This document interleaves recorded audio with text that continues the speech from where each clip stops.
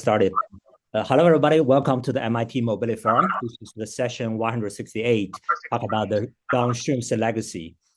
I'm Jinhua Jiao, professor of system transportation at MIT, hosting this forum. This month marks the anniversary of Professor Donald Shoup's passing.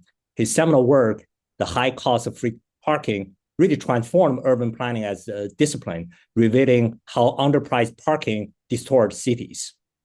To honor his legacy, Professor Dan Hess from SUNY Buffalo, a former student of Donald Shoup, spent 2 years writing the book, The Shoup Doctrine, to explore his legacy and how its idea impacted the planning practice. Professor will discuss the book today, followed by the commentary from Professor Brian Taylor. I actually thank Professor Taylor for recommending this topic and recommending Professor Dan Hess as a speaker for today's topic. Before I invite Dan to introduce himself, I do want to say, when we say paradigm shifting in the discipline, Donald Shoup really illustrates it really well. Before Shoup, parking was seen as an unlimited free resource. Even worse, parking seen as a right. It's a public service that citizens demand the city to provide for them. But after Shoup, parking recognized as a valuable, scarce resource. It's a private good that occupies valuable public land and should be priced. Before Shoup, zoning are mandating minimum parking. After Shoup, we should talk about maximum parking. Before Shoup, the cost of parking is hidden. After Shoup, we should use market-based pricing and use the revenue to reinvest in the community. So based on this topic, there's no better person than Professor Dan Hess who can really give us his legacy, Dan Shoup's legacy and his impact on the practice. Dan, thank you for joining us. May I invite you to introduce yourself briefly? Hello, everybody. My name is Daniel Hess, and I want to thank Jinhua for the invitation and to be able to participate in the excellent MIT Mobility Forum. I'm a professor of urban planning at the University of Buffalo. I am a longtime professor here, and I did my PhD at UCLA in urban planning. Donald Shoup was my faculty member, as is Brian Taylor, who's on the call today. So it is very nice to be connected to my mentors at the moment. I work in the area of transport, housing, and policy, and ways to make places more equitable and even more sustainable. I have also had the good fortune to do quite a bit of work abroad. So I found ways to internationalize my research during sabbaticals, thanks to the Fulbright program. And I was abroad in Eastern Europe twice on Fulbright Scholar Awards and once on a Marie Curie Award. So this was a great experience in shifting my research outside America and looking at sprawl in cities of the former Soviet Union and fare-free public transport innovation that is happening there and housing segregation. But today we will be talking about the exciting topic of parking. Wonderful. Thank you. So let me start with a quiz here. Quick poll. I want to understand people's connection with Donald Shoup here.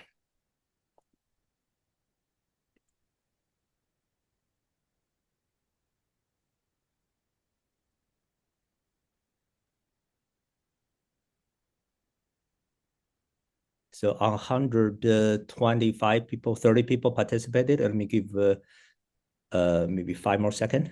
It's still coming.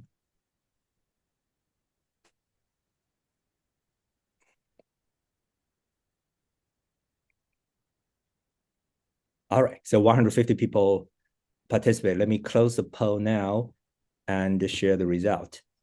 Dan, can you see it? There's 5 of his students, 7 of his colleagues, 6 of his collaborators, many admirers, and many curious people here, right? So Dan, at the beginning, we said, if you're a student and a colleague or collaborator, after Dan's talk, if you like, feel free to raise your hand saying, share a 30-second reflection or experience with the Donald Shoup on this, 30 seconds, right? So that we can have more people participate in this. So this is the first one. Let me ask the second question here, which is, how many people read the book, High Cost of Free Parking? Yes.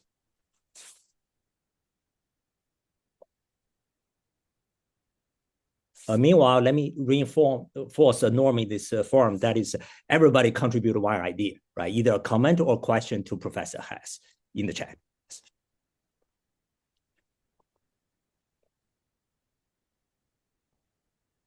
Okay, so I will stop the poll. About 150 people participated.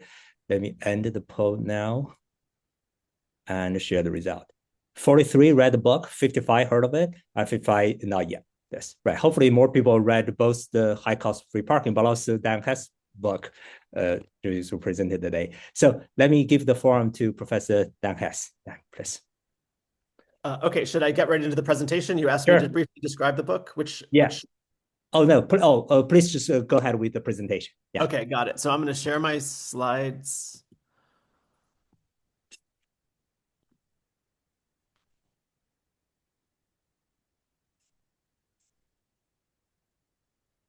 Yeah, can see well. Okay. Okay, so good afternoon where I am, good morning or good afternoon or good evening to where you are. So we are here to talk about my book, The Shoup Doctrine, and I'm very happy to show it off here because it is now published and available. And at some point, we will put the link to purchase the book. And actually, there is a discount code for today. And then Jinhua can also share that information later as well. So we're talking about Donald Shoup, and the collected work that I edited about reforming our parking policies and pricing, and focusing on the scholarly research of Donald Shoup. As Jinhua said, Professor Shoup passed away 1 year ago this month. He was age 86, and he made very, very significant contributions to urban planning, transport, and parking.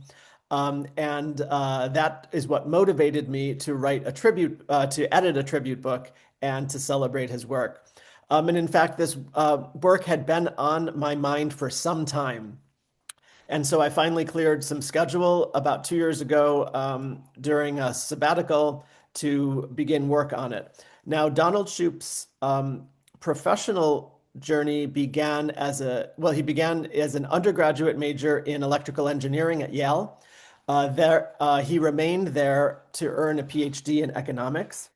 After a short assistant professor position in Michigan, he ended up at UCLA. And then he was professor of urban planning at UCLA for 50 years, ending with the title Distinguished Research Professor. He taught urban economics, public finance, program evaluation, and transportation. He has been called the most influential planning scholar of his generation. He received the American Planning Awards Pioneer Award in 2015, the American Planning Association, and then the ACSP, that's the Association of Collegiate Schools of Planning. He won the Distinguished Educator Award in 2017. Here's the book that Jinhua asked about, The High Cost of Free Parking. This is about 700 words. This is a big, thick book. Published in 2005 by Planners Press at the time. It was also reprinted, and then it was translated into 4 languages. So that's some very nice coverage for this book.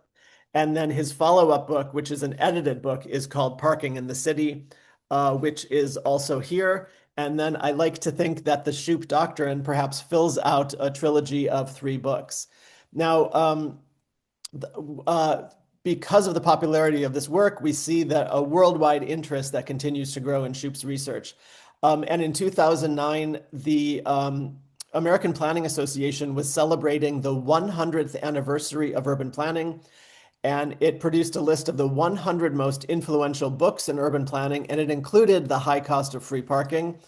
And the American Planning Association said Donald Shoup set the world of traffic management on its ear with his impassioned and thorough demolition of decades of conventional wisdom.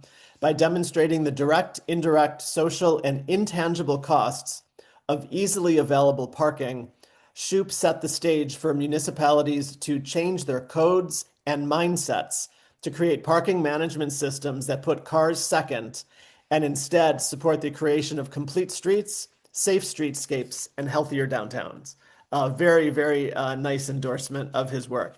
Okay, so I have an image here that's going to start with the way we can inspire ourselves to think about parking. For almost a century, American cities have been built around cars, and this has brought incredible freedoms to Americans and many opportunities, but has also been inequitable, and it has harmed the fabric of our cities. This is not a AI or Photoshop picture. This is a shopping district outside San Jose, California. But in his research about cities and economies, Donald Shoup eventually focused on a problem that affects all cities, parking. And so he went on to virtually invent the field of parking research. He valued his education in engineering, but he was fascinated by economics. And he once told me his interest in parking originally emanated from an economist's viewpoint that parking is really one of the most active, dynamic, and pervasive land markets on Earth. So that is, each instance of parking a car is an economic transaction. And then when we take these economic transactions in toto, they have the power to shape cities and economies and societies. So he's the author of dozens of scholarly articles, in addition to the books I mentioned. And his first article about parking goes back to 1975. And then one of his more well-known articles is from 1997, and that was The Trouble with Minimum Parking Requirements.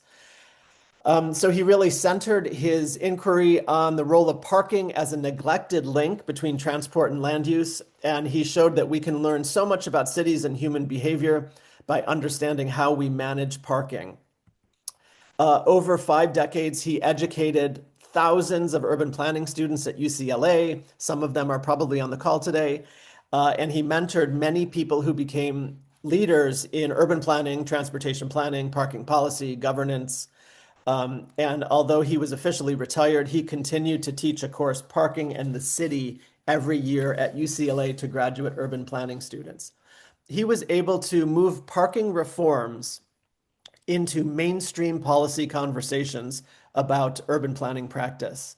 And he showed policymakers how parking reforms in the US and even other countries can move cities away from excessive automobility, depicted in the picture I showed in San Jose. He also had was a powerful inspiration for community advocates hoping to build better cities. And he did this through his recommended reforms, which have been embraced and effectively implemented in many places. So I really think we can consider Donald Shoup one of the earliest influencers. That's because a group of followers called themselves the Shoupistas, and they view Donald Shoup's work as essential for advancing equity and sustainability. So they promote his work and convince decision makers or local leaders or city planners that longstanding parking policies are damaging our cities and our lives. The Shoupistas have an online active presence, still very active. You can find them on Facebook and other social media platforms. And they support promising actions and projects related to parking and to highlight how preposterous minimum parking requirements can be. So the Shoupistas are much more than a fan club. They are really a group of citizen advocates, and they've made many parking reform groups in various cities. And they eventually established the Parking Reform Network, which is a national group. So, and Donald Shoup mentored everyone who wanted to be mentored by him. He was delighted when people were interested in parking and wanted to talk about it. And I often heard people say, as I travel around the country, that people had read The High Cost of Free Parking, and then they had a question or a comment, and they wrote an email to to Donald Shoup, and then they would tell me, and this famous professor wrote me back. So I heard that story many times. He responded to everyone, I think, even when it would have been easy to ignore some of these messages. And the lesson for me there is that no idea or person is too small to ignore, and you can gain so much by this interaction. So Donald Shoup's research especially reveals how minimum parking requirements create an oversupply of underpriced parking spaces. I'm going to say that again, an oversupply of underpriced parking spaces. And then this practice can undermine affordable housing. It can undermine urban vibrancy. It can increase air pollution, noise pollution, and perpetuate traffic congestion. The good news is that cities like Buffalo, Birmingham, Hartford, Raleigh, Sacramento, San Jose, Mexico City have repealed their minimum parking requirements citywide. And this can immediately unlock new opportunities for land development, for equitable development, for affordable housing. And then I have to say that Donald Shoup's research was often used in practice and even law. So in 1993, Shoup's research findings were used to create a law known as parking cash out, and it required many employers who offer free parking at work for commuters to offer the commuters to relinquish the parking space and instead take the cash that the parking cost instead. And then as recently as 2023, his influence was felt in California law AB 2097 that preempts local parking rules statewide, and it ends parking minimums within a quarter mile of regular public transit service. So this law really has the power to prioritize people over cars. And then I can mention in my own city, so we're looking here at an image of Buffalo. This was back in the 1970s, and in the foreground, you see lots of surface parking. That's occurring where there were urban renewal sites where buildings were demolished in the 1950s and 60s, and then nothing was built in its place, and the land was available for surface parking. Many cities, especially in the Rust Belt, the post-industrial cities, look like this. Some of these parking lots have now been redeveloped, but some have not, so you would still see a lot of parking. And in fact, this image was created about 20 years ago, and it is all of the parking opportunities in downtown Buffalo, New York, both surface lots and structures, and about 1/3 of the space in the city core is devoted to parking, and this is similar to many cities in the US. So people want development that looks like this walkable neighborhood in Buffalo. This is the Elmwood Village, where we have shops and restaurants and boutiques and services very close together. But of course, this building at this density is illegal when minimum parking requirements are in play because they require every building or land use to have an off-street parking lot. But I'm happy to say that minimum parking requirements were taken away from a reformed zoning code in Buffalo in 2017. So this was about 8 or 9 years ago. A new zoning code called the Green Code took away the minimum parking requirements. What is written in the code is the provision of off-street vehicle parking is not required. And I remember Donald Shoup saying this one sentence really changes the story completely on minimum parking requirements. Buffalo was the first large city to do so, and then many other cities followed suit that were getting ready to do so afterward. But in these examples that I'm telling you about, we're really seeing how Shoup transformed research from academic publications into widely accessible conversations in the media, newspapers, and podcasts. We're looking at a picture of Donald Shoup speaking to Ann Cheng. I think she's on the call today, and talking about, in Northern California, about commuting and parking and how to create more sustainable opportunities. Okay, so the book that we're talking about today, the Shoup Doctrine, I think it's really the biography of an idea that parking reform can improve the world. And so I assembled a very distinguished group of planning academics and practitioners and advocates to examine Donald Shoup's scholarly contributions. And I'm actually introducing maybe a new word to you today, and that is Festschrift. And this is the German word, a German word that actually translates to a feast of writing. And it is, well, Festschrift is a collection of works about a scholar. So that is what we really have here.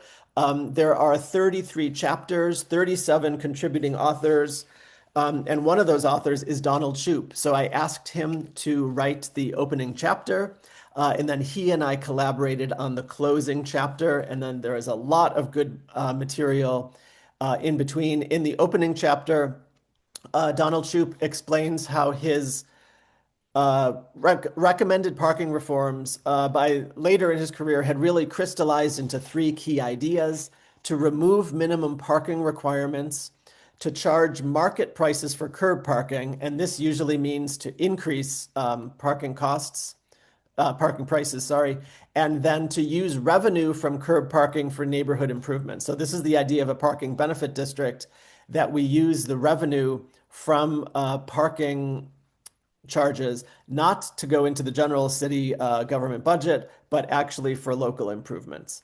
Then there are chapters that explore these key reforms. There are chapters that explore the theoretical components of parking and of Donald Shoup's research. Many authors write about the trials and tribulations of implementing these parking reforms in various places. And they write about trying to raise prices so that at any given time, 85% of parking is occupied on a block in a commercial district, for example, and 15% of the parking spaces are empty. And that means when a new person arriving in a car can actually find a parking space and not get involved in cruising for parking. And then there is a set of chapters that carry readers abroad. So we go to Australia, Brazil, China, Mexico, New Zealand, Spain, Switzerland, and learn about where Shoupist ideas have been implemented. And for example, New Zealand became the first country to remove minimum parking requirements nationwide. So I think what also impresses me about Donald Shoup is he's was extremely persistent. He modeled the rewards of not giving up on an idea, even when there seemed to be little momentum for policy change. He talked about parking in places and at times and to groups where it was simply not popular.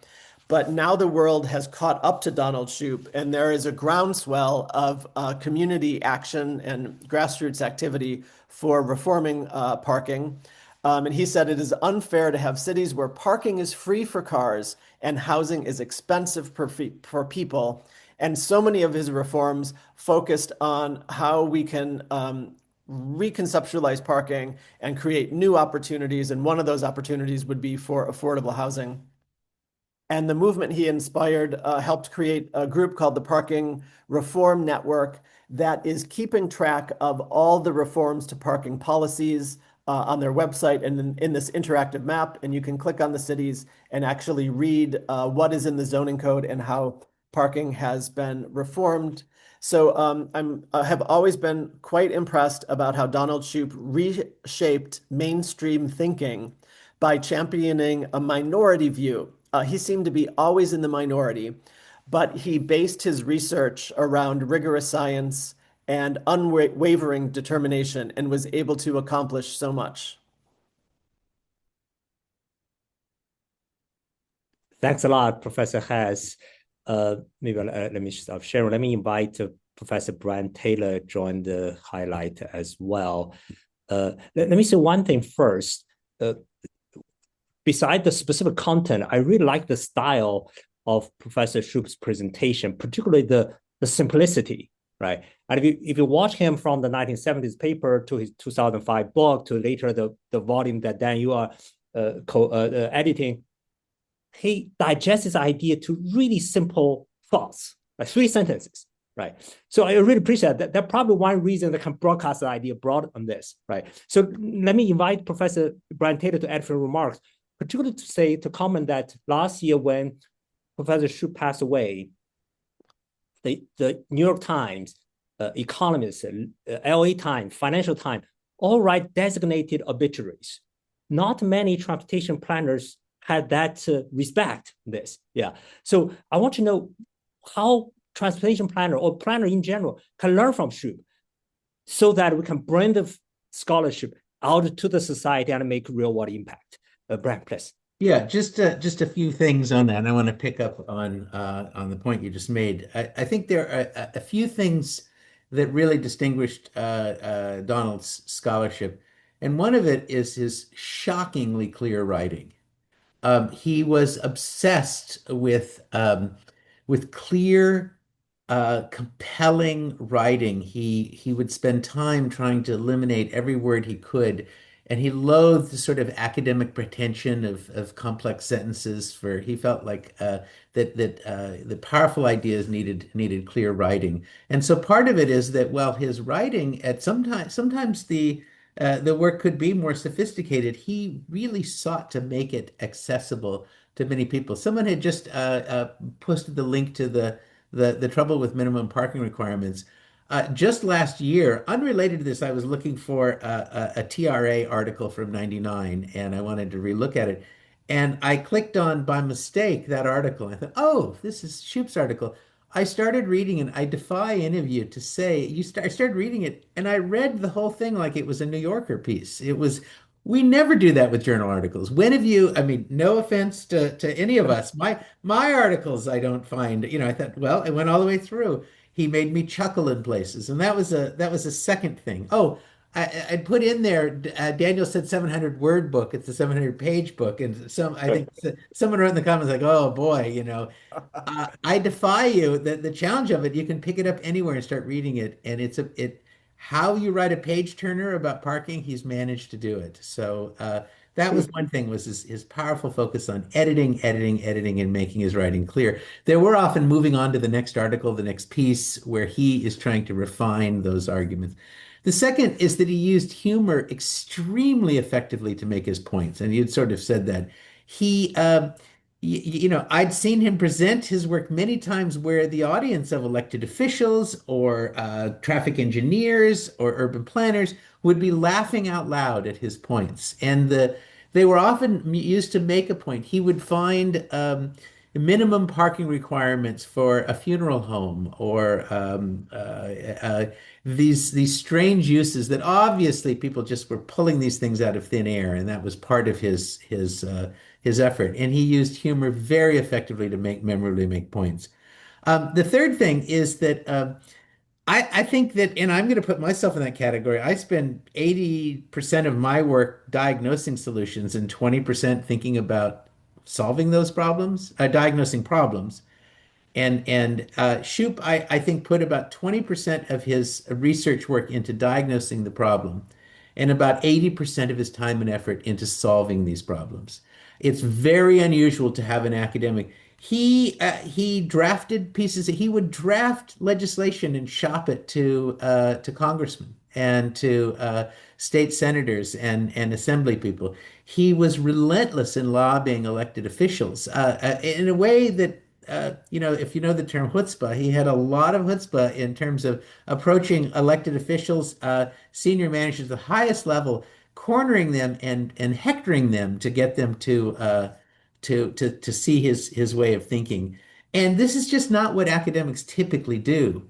I asked him at one point, just in the last couple of years, as he was, in his mid 80s a few years ago, I said, when are you going to move on to a new topic? And he was actually moving on to some new topics, but he said, I am not going to stop talking about parking until people get it right. And he felt like this is a problem, and I'm gonna try and make something happen about it.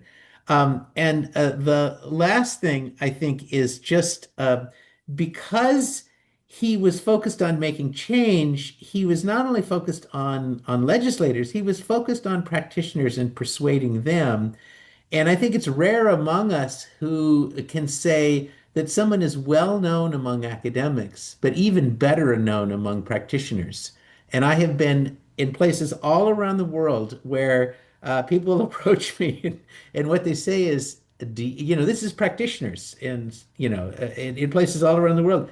Do you know Donald Shoup? And that this idea that these that had spread so far and wide is really remarkable. And I think that just the reward system in the academy don't necessarily favor that kind of. We're moving on to the new topic, the cutting edge design. He was focused on we're an applied field.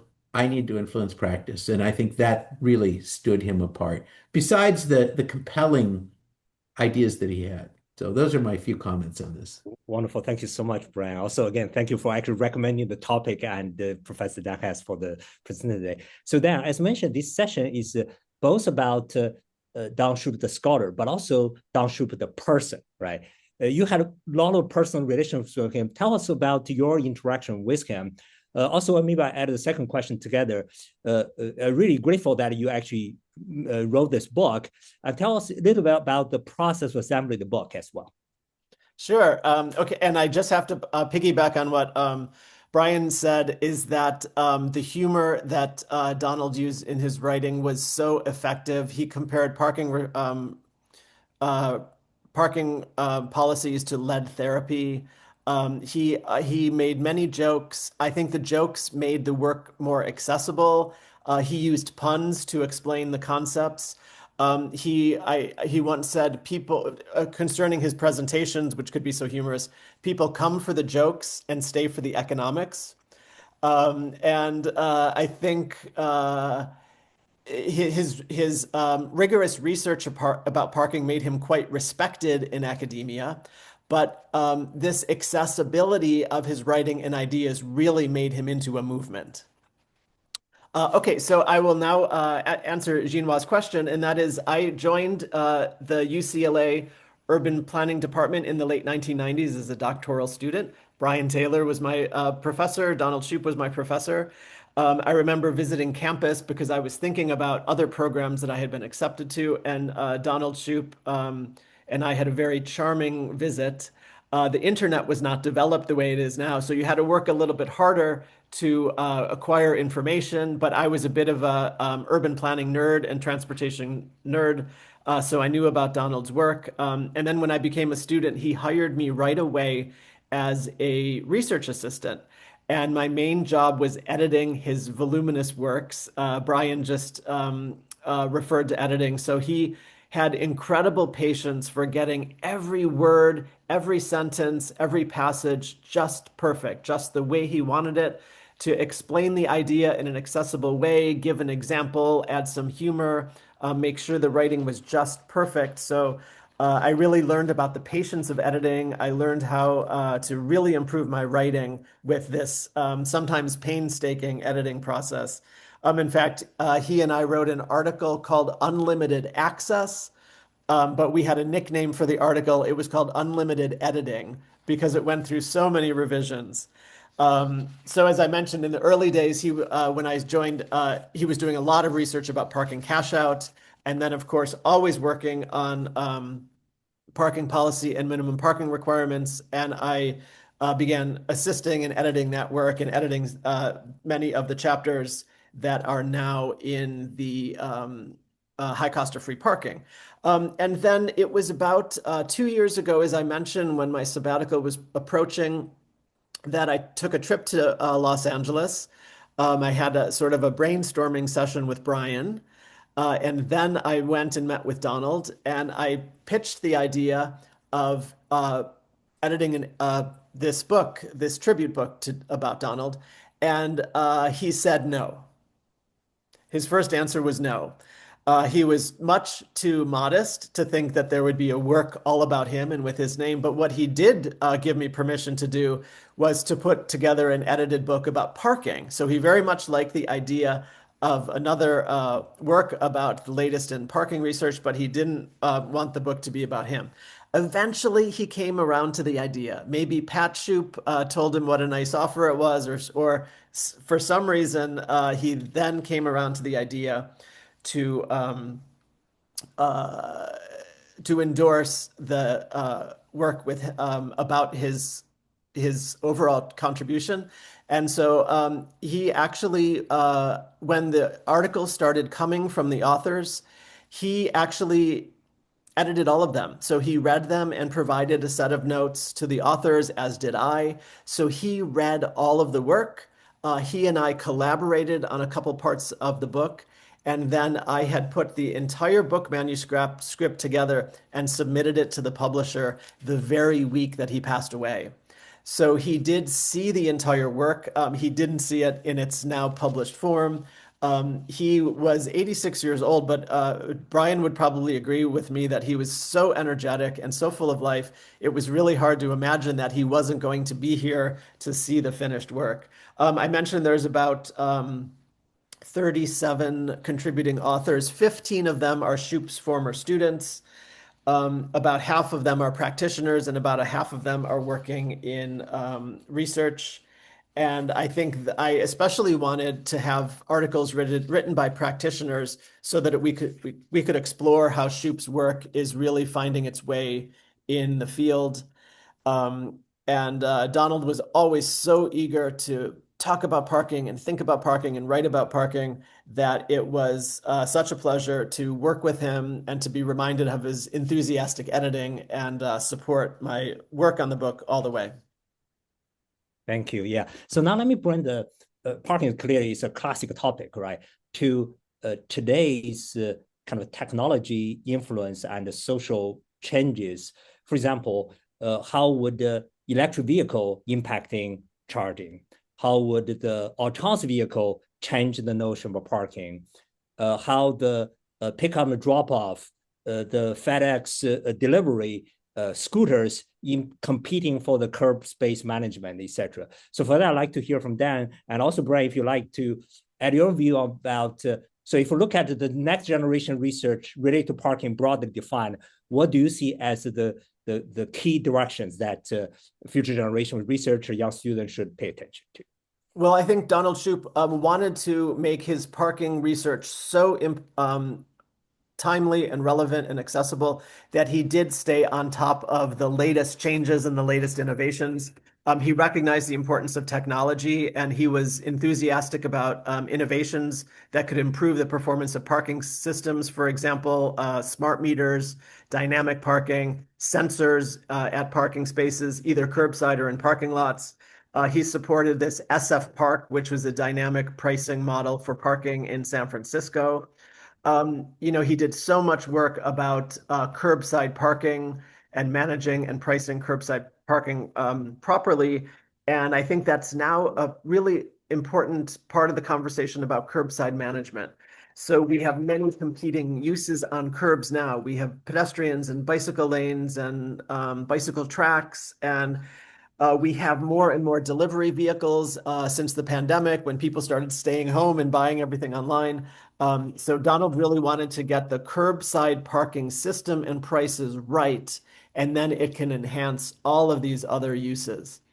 And then I think what we can really see from his movement is that there is such a grassroots energy behind changing parking policies because everybody has experience with parking, even if you're not a driver. At some point, you're being driven or being picked up and being affected by parking systems and parking policies. So he saw that the sheer energy of people can lead to new possibilities for engagement about transport and mobility and sustainable cities and equity. And for example, one of his reforms, which is the parking benefit districts, can be combined with participatory budgeting. So we could have people involved in decision making, even through apps or phones, and being better involved in recommending how local governance happens and how resources are spent. Thank you. Brian, do you want to? Yeah, just a quick, my colleague, our Donald's and my colleague at UCLA, Adam Miller-Ball, had written about some of the issues that can arise from pricing parking but not pricing driving with automated vehicles. And I know Shoup found that very interesting and sort of described it as parking was not a second best, but it was pricing the terminals. And if we have the roadways free and automated vehicles can occupy that without paying for parking, that could create a parking problem. But that was simply a problem of not pricing a valuable resource, giving something valuable away for free, which means it's oversubscribed, and that automated vehicles could take advantage of that. But that was just that was a problem of a pricing problem more broadly. And Shoup was very supportive of congestion pricing as well. Oh, good. Thank you. On that actually reminds me about with all this new technology, the notion of parking may evolve into the notion of stopping, right? Where access and egress is the key part of it, or at least split the concept of parking into two parts. One is stopping, the other one is storage on this, right? So those potential conceptual evolution for the young researcher, a lot more to be studied on this. Let me ask one last question. I'll give it to John. Parking clearly impact the efficiency of the city, the sustainability of the city, but also one aspect often discussed is the fairness here, right? Let me mention is, suppose I'm just a layperson living in the city. There seems a paradox about fairness. If you tell me that the parking is free, somehow it just feels fair on this, right? Just intuitively, that sounds fair on this. Yeah. Well, of course, Donald Shoup argued that exactly the opposite on this, right? So how do we inform the public? How do we tell the story that people can appreciate this? Well, one way to think about it is that your automobile is your private property. So you own your automobile. And when you park at the curb, you are storing your private property in the public right of way. So you're storing your private property in public space that we all pay for through our taxes. So I think people don't necessarily make that connection. It's like we could ask people to store some of their other private property, like their winter skiing equipment, in the middle of the road because they want to store it there. So in some ways, it doesn't make a whole lot of sense. I also interpreted fairness a little bit differently when you began talking about it because Donald Shoup also always emphasized that his parking reforms made the whole system work more equitably for everybody. And through research by Donald and other people, we've got many examples where there is free parking, that high income people, high income commuters tend to benefit more from free parking than do low income people. So if we reform the policies, we're going to make more parking accessible to more people, and it could be more equitable approach. Yeah, Shoup used to say that he'd ask this question, who pays for expensive free parking? And his answer was everyone but drivers. So what we've done is, and it's funny, he always talked about, transportation systems have three basic elements. They have vehicles, they have way, and they have terminals. And when you ask about what are the terminals in a maritime system, people would never hesitate to say harbors and ports. If you say what are the terminals in the aviation system, no one says that they're they know it's the airport, and do they think that these things should be unpriced? Well, not necessarily.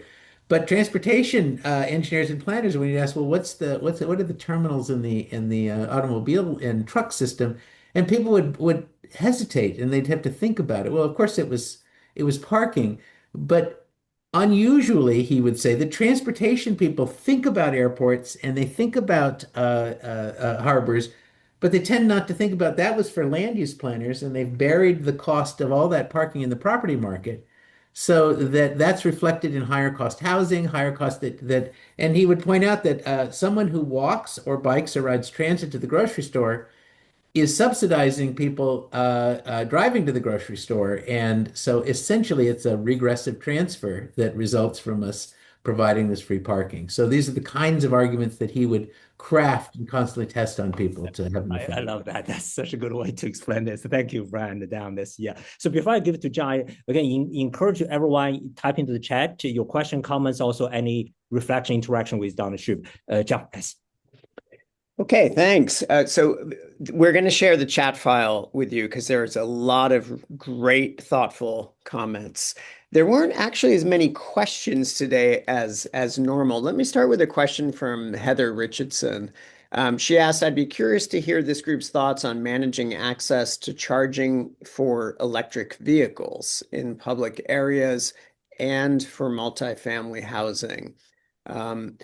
Any thoughts as we think about sort of some of the vectors of change that we're seeing in our mobility system? You touched on electric vehicles. Do you have thoughts about sort of the functionality of parking, which traditionally, of course, has been a means of storage for this very expensive asset, versus the functionality of charging, which is a sort of refueling function. And of course, very different form factors, right? I mean, we don't want to park quickly at a place to charge up because we need a certain amount of dwell time for charging. Just any reflections from either of you on sort of this emergence of electrification and what it means for parking as a whole? Brian, you could start because I've been starting on most of the questions. Um, I think that those are separable. The question about creating access to charging, I know that this is a big issue with multifamily housing, where in single family housing they can take care of that. I think that I'm just trying to, rather than answer the question, I think that Donald was interested in sort of trying to green the fleet, but I think that he would think about where you stored vehicles versus how you charged them were separable issues, and that a lot of this right now has been to sort of induce electric vehicle purchases, but over time, there's probably a market for for charging that will emerge, and he would probably think about how to do that market first and avoid market failures down the road. That's the best answer. So, in other words, I'm not trying to answer my thoughts on it so much as how I think that Shoup might Sure. respond to that.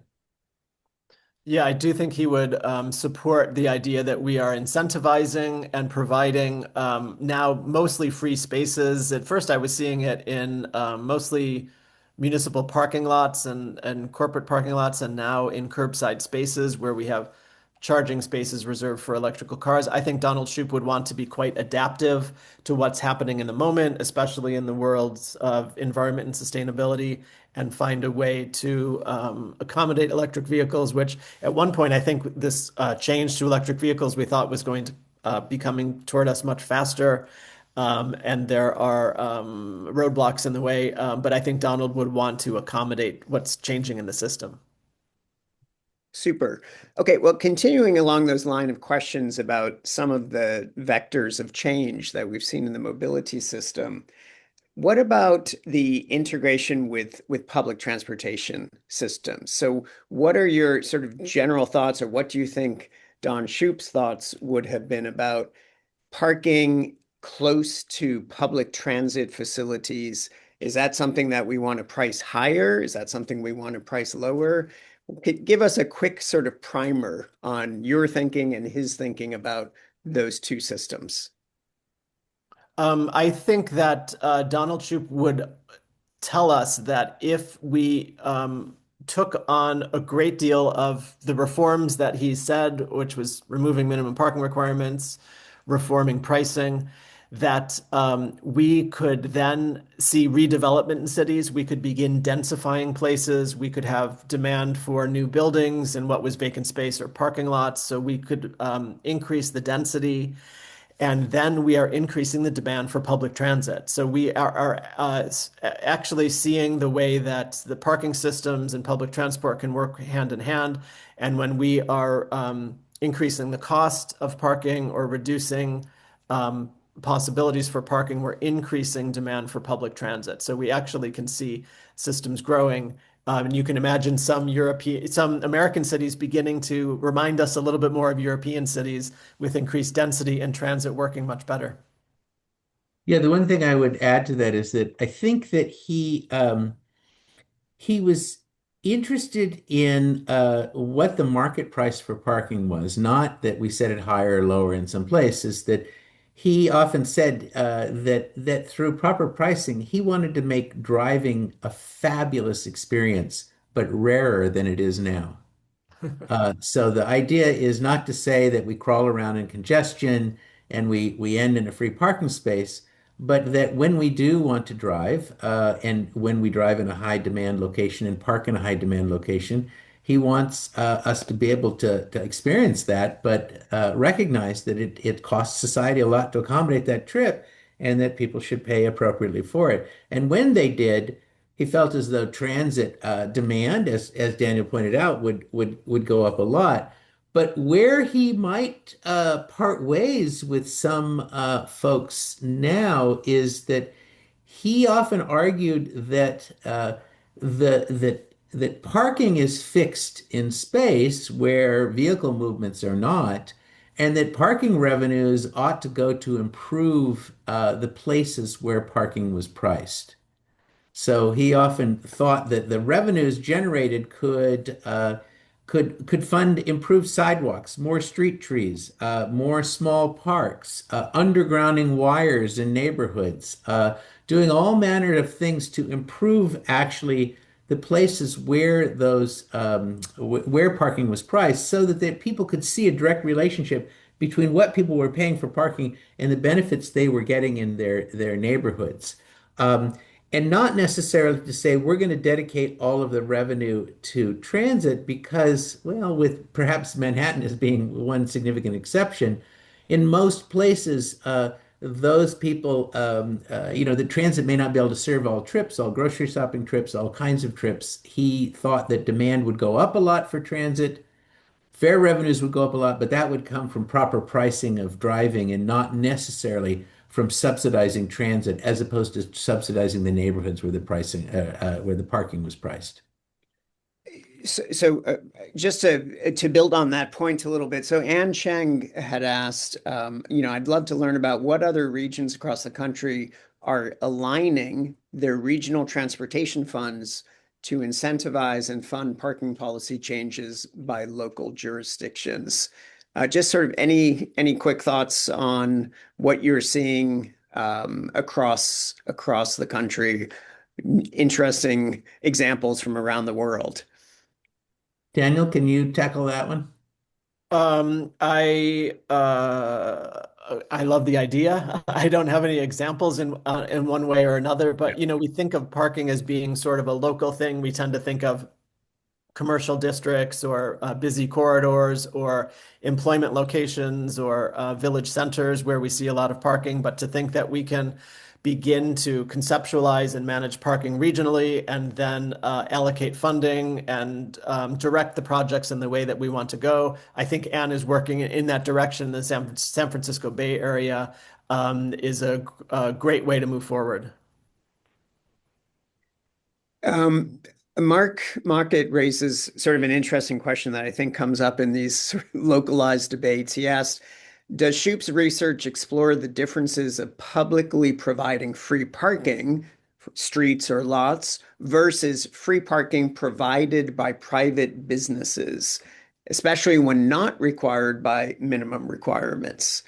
Any sort of thoughts on that? Yes, he tackled that a lot. I don't know, Daniel, do you want to do it? I can jump in if you're. Go ahead. So he described and he would say if a town starts as a wide spot in a road and eventually people have a horseless carriage that they're driving there, they're going to park willy-nilly for free and it makes sense. But as a place grows up, the value of property at the center grows up, and so does the cost of providing the parking. And that continuing to hold curb parking free was what he described as the original sin, the thing that from which all of the other problems sort of propagated.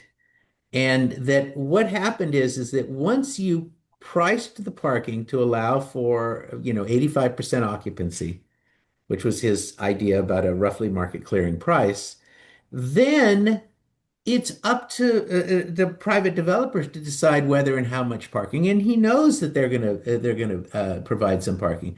But what minimum parking requirements were structured is to say essentially what was the demand for parking at the price of zero, and that becomes a requirement. Well, when do we do that with anything?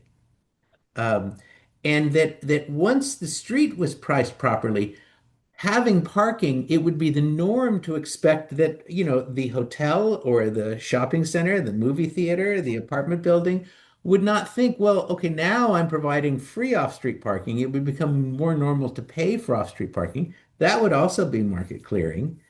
And the idea is that once you properly price the street, right now in most places where there's off-street paid parking, it's usually much more expensive than the street parking. So people will cruise, creating a lot of congestion delay. And he's done papers on that Yeah. before they give up and go in and pay off-street parking.